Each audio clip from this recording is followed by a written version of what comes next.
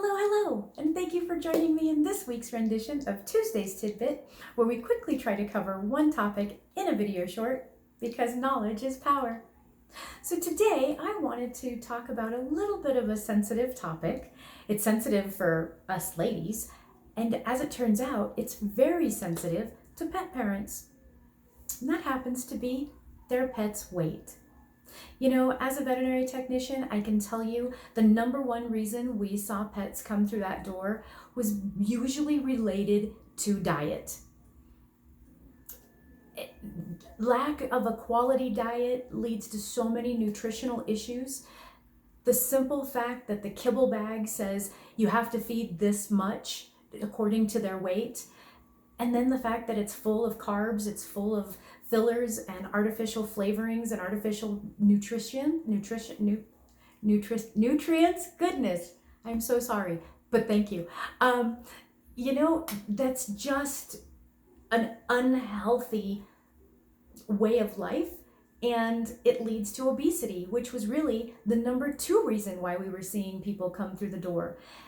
You know, obesity in pets is just the same as obesity in people. It can lead to osteoarthritis because of all the pressure that it puts on the bones and joints, diabetes, high blood pressure, cancer, liver problems, kidney problems, skin problems.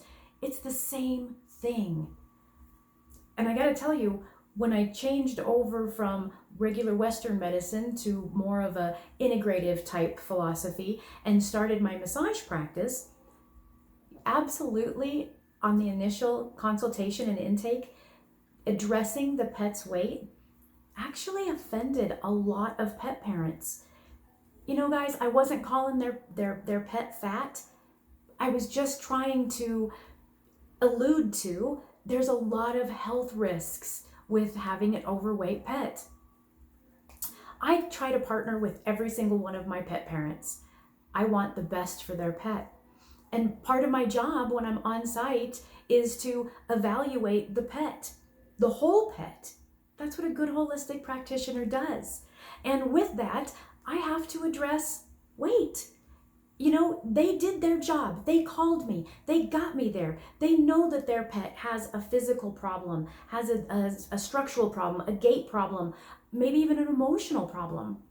But if we're not addressing the whole thing and looking at weight and how that can continue to assist with the issues of the gait and the weight and the limp and the structure, the inflammation, I'm not doing my job. So I was at a conference a couple years ago and I learned this wonderful little trick, and I thought I'd share it with you guys today because A, it's made it a lot easier for me to talk to pet parents, and I thought it would be a great way to give pet parents another tool where they could monitor their pet's health. So we're gonna look at this this trick from a standpoint of our hand. Are you ready? Let's go ahead and open up our hand. We want our fingers nice and tight, and we're gonna take the opposite index finger and we're gonna go right at the base of those fingers across the top of the palm. You feel that? Feel that, the padding that's there? You can kind of feel some bone or those joints at the bottom of the finger, but really it's kind of squishy, it's soft. If you're running your fingers along the sides of your pet and you're feeling that rib cage and you're feeling this soft squishiness, really not feeling those bony protuberances, the ribs, I'm so sorry, but your pet is overweight. Now, let's look at an underweight pet.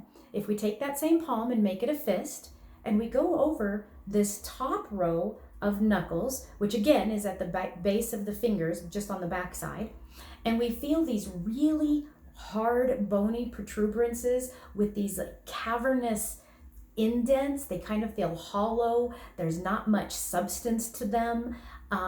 If that's what you're feeling when you're running your fingers along either side of your pet is underweight.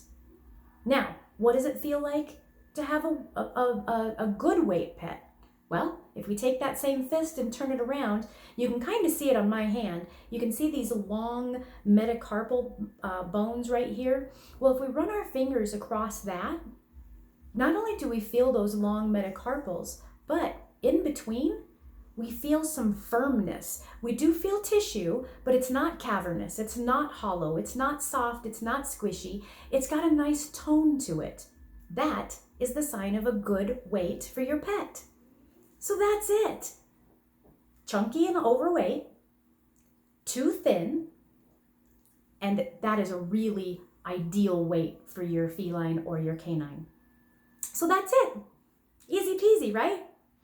Guys, if your pet came in at a little chunky or even a little thin and you want to talk about whole foods, good supplements to go either way, good treat alternatives, especially for weight loss, exercise, muscle building, please give me a call. I'd so love to hear from you. On the flip side of that, if you have a pet and you're not interested in any of the food stuff, but you want to know more about cannabis therapy, medicinal cannabis therapy, I've kind of heard it rumored out there. My goal is never to get your pet high. I don't use high THC products. They're all good, full spectrum products that are beneficial for our pets. With the right profile, the right set amount of terpenes, we can accomplish almost anything. If your pet has anxiety, stress, fears, phobias, dementia, structural issues, inflammation, cancer, a neurologic problem, reach out. That's it for this week, guys. I hope to see you next week. Bye for now.